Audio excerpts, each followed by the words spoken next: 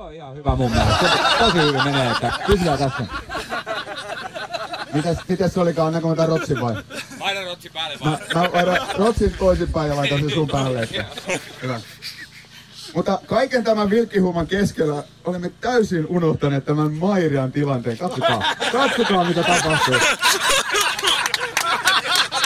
Nyt nautitaan tästä hetkestä hieman. Et viittis käynnistää sitä. Tänään!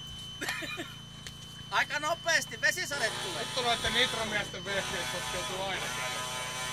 Avaa puilihana! Pane hehku päälle. Pala kaasua! Miten olisitte ajatelleet, että 2-3 vuotta sitten, ollaanko me ajateltu, että tämä tilanne voisi tapahtua?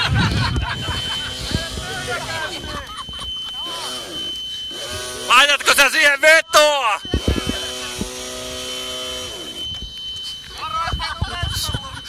Et viittis laittaa käyntiin sitä. Tästä vaihtaa sähkökoppeliin.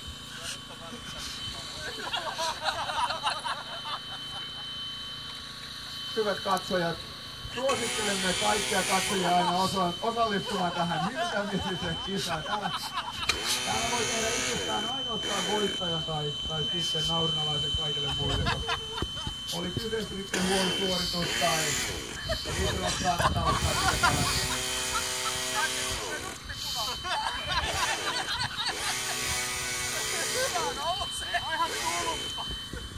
Kyllä se on ehjä, koska piippoo.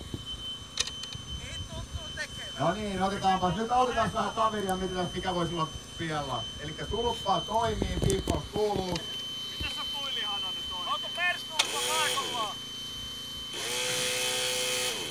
Se piippi voi toimia senkin takia, jos se johtaa se metanoli, kato sähköä, niin se voi olla lanka poikki. Mut se on niin märkä se tulppa, että...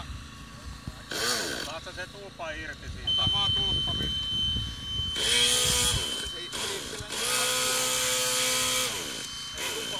Panitko sä se rekulettu takaisin? Joo. Saako polttoainetta?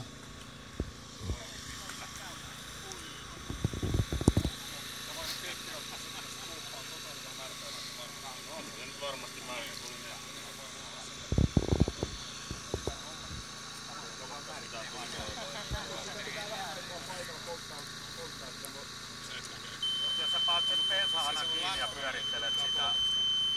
Ai onnettomuus.